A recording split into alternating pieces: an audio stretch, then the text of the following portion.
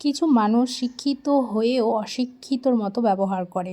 যে মানুষগুলো কিছু কিছু মানুষ যারা সারা বছর নামাজ পড়ে না কিন্তু রোজার মাস এলে রোজা করে, নামাজ পড়ে, তাদের নিয়ে হাসাহাসি করে। মসজিদে গেলে তাদের দেখে হাসে। তো এটা একদমই ভুল। আল্লাহ তো আমাদেরকে একটা মাস সেই জন্যই দান করেছে যে তুমি সারা বছর কত পাপ করেছো, কত কি করেছো, এই একটা মাসে তুমি আমাকে রাজি করিয়ে তোমার যত গুনাহ আছে তুমি ধুইয়ে নাও, তুমি ভালো হয়ে যাও। তো সেই সব মানুষগুলোকে দেখে যারা হাসে তারা সব কিছু জেনেও হাসাহাসি করে, এটা একদমই বাজে।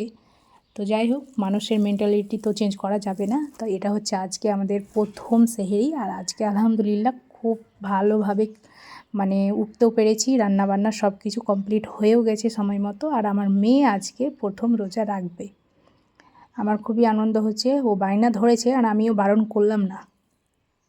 ও যদি পারে তো করুক, কী আছে, বড় হয়ে তো করতে হবে। ছোট্ট থেকে যদি অভ্যাস করে তাহলে বড় হয়ে অসুবিধা হবে না। তো আজকে আমাদের মেনু এটাই ছিল। তো আলহামদুলিল্লাহ ভালো খেলাম।